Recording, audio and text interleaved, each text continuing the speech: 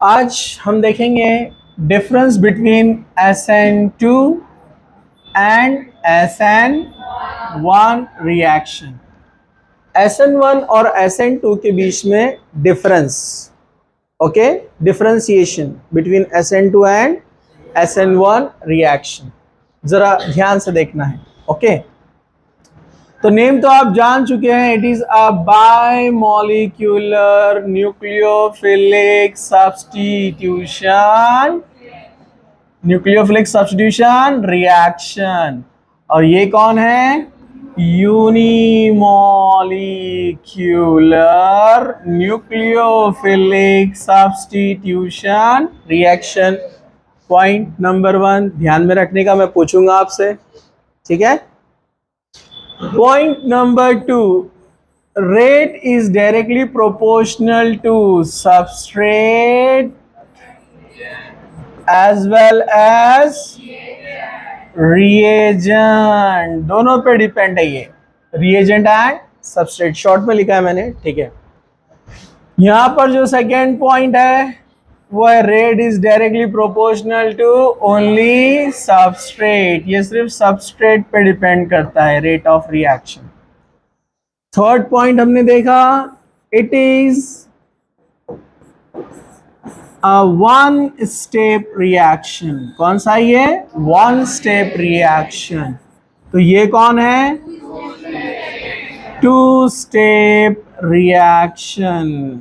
Okay, definitely यहां पर कोई वन स्टेप रिएक्शन है, मतलब ट्रांजिशन स्टेट ओनली वन बनता है। Okay, only one transition state. यहां पर क्या हुआ था?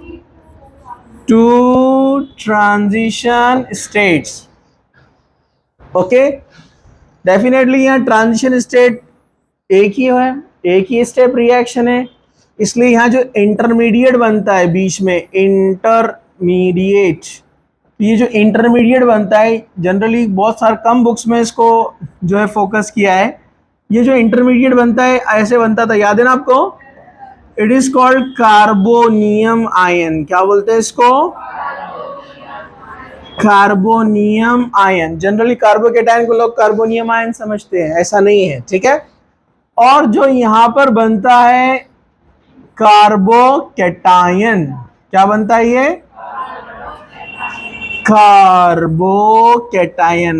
कार्बोकेटायन मतलब ट्राइवेलेंट कार्बन, 3 बॉन्ड वाला carbon with positive charge. Trivalent carbon with positive charge, it is called carbocation. Okay, और carbonium ion it is a pentavalent. Actually 3 bond है, 1 2 3, और 2 बॉन्ड क्या है? पार्शियल। देखा जाए तो बैलेंसिंग में 4 ही होता है, ठीक है, लेकिन उसको बोलते हैं pentavalent positive carbon, it is called carbonium ion. Okay, definitely यहां पर साइमल्टेनियस अटैक होता है। क्या होता है यहां पर? साइमल्टेनियस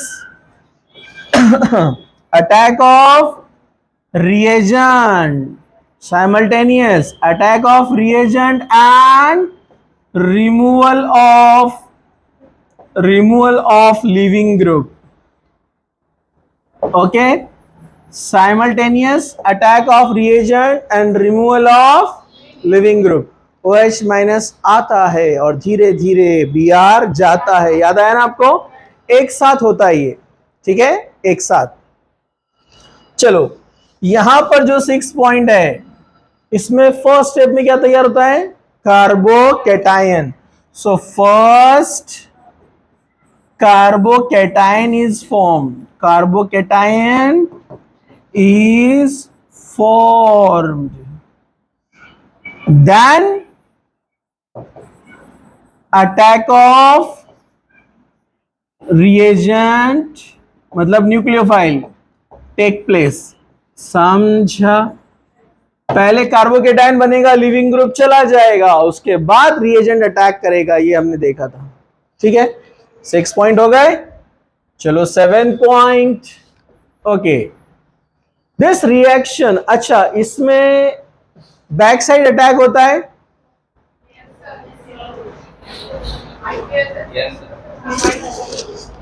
बराबर है। ओके, बैक साइड अटैक होता है और Br बाहर निकलता है। समझा क्या आपको? तो डेफिनेटली बैक साइड से अटैक होने वाला है, मतलब स्मॉल ग्रुप चाहिए ना। तो order of reactivity, order of reactivity, order of reactivity रहेंगी कि मिथाइल में बैक साइड अटैक इजीली होगा ना, देन इथाइल में थोड़ा डिफिकल्ट होगा, क्योंकि पीछे कौन आ गया, एक CH3 ग्रुप आ गया ना, अटैक यहां करना है, तो बल्कि ग्रुप आया तो इफेक्ट कम होते जाएगा ना। ओके, और आगे बढ़ेंगे अपन तो सेकेंडरी में और रिएक्टिविटी क्या होगा, कम होते जाएगा, सेकेंडरी है। और आगे बढ़ेंगे तो टर्शरी में रिएक्टिविटी और कम होता जाएगा। तो जितना बल्कि ग्रुप होता है SN2 पॉसिबल नहीं होता है। तो SN2 के लिए टर्शरी से ज्यादा रिएक्टिव कौन है, secondary, then primary, then methyl group. जितना बड़ा ग्रुप रहेगा उतना वीक SN2 होता है। समझा आपको? क्योंकि बैक साइड अटैक करना है ना। अरे बोलो ना, जितने बड़े ग्रुप पीछे आते जाएंगे बल्कि ग्रुप, तो स्टेरिक इफेक्ट बढ़ता जाएगा ना, तो रिएक्टिविटी कम होती जाएगी। ओके, तो हम यहां पर इसको बोलेंगे स्टेरिक इफेक्ट, मतलब bulky group effect, big group effect. Steric effect hinders, मतलब रोकता है द अटैक ऑफ न्यूक्लियोफाइल। ये न्यूक्लियोफाइल के अटैक को क्या करता है, स्टॉप करता है। समझा आपको? जबकि इधर आएंगे आप तो ऑर्डर ऑफ रिएक्टिविटी क्या होगा, tertiary, more reactive than secondary, more reactive than primary, more reactive than methyl group। समझा आपको? या tertiary, secondary, primary. Why? Because बल्कि ग्रुप फेवर्स द रिएक्शन। बल्कि ग्रुप है मतलब क्या है, इसके पास ज्यादा डोनेटिंग ग्रुप है। ज्यादा डोनेटिंग ग्रुप है तो सब मिलकर लिविंग ग्रुप को आसानी से ढकेल देंगे ना बाहर। डोनेटिंग ग्रुप है ना, तो वो उसको इजीली ढकेल देंगे बाहर। जब वो इजीली उसको पुश कर देंगे, इजीली बाहर कर देंगे, तो रिएक्शन अच्छे से कार्बोकेटायन बनेगा। समझा आपको? तो ये फेवर करेगा, ये आपको याद रखना है। चलिए, ये 7 नंबर है ना। Okay, 8 number, point number 8, SN2 reaction is favoured by polar aprotic, polar aprotic solvent, polar aprotic solvent. Pause. समझा आपको?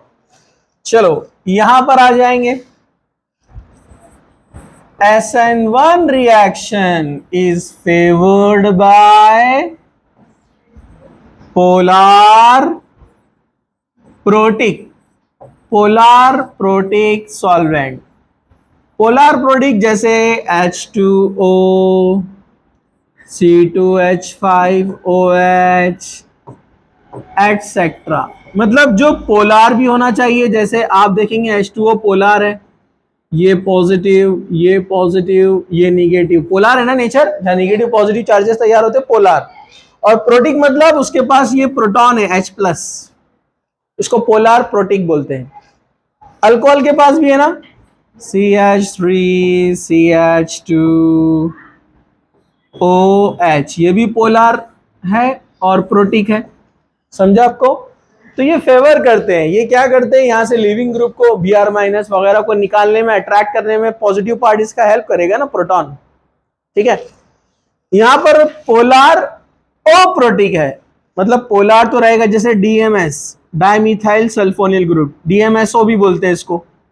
डाइमिथाइल मतलब 2 मिथाइल, लगे है सल्फर को और ऊपर है ऑक्सीजन। ये partial positive sulphur, partial negative oxygen, तो पोलार है ना ये भी, लेकिन इसके पास हाइड्रोजन नहीं है, इसके पास भी हाइड्रोजन नहीं है ना, तो इसको बोलते हैं पोलार ओ प्रोटिक। क्या बोलते हैं? पोलार ओ प्रोटिक। ये SN2 को फेवर करेगा, क्योंकि SN2 में क्या होने वाला है, जब बैक साइड से न्यूक्लियोफाइल अटैक करेगा तब बाहर निकलेगा अपना लिविंग ग्रुप। अगर प्रोटीक वाला ले लिए तो पहले खींच के लेके चल जाएगा ना उसको, तो कैटायन बन जाएगा ना वहां पर। समझा आपको?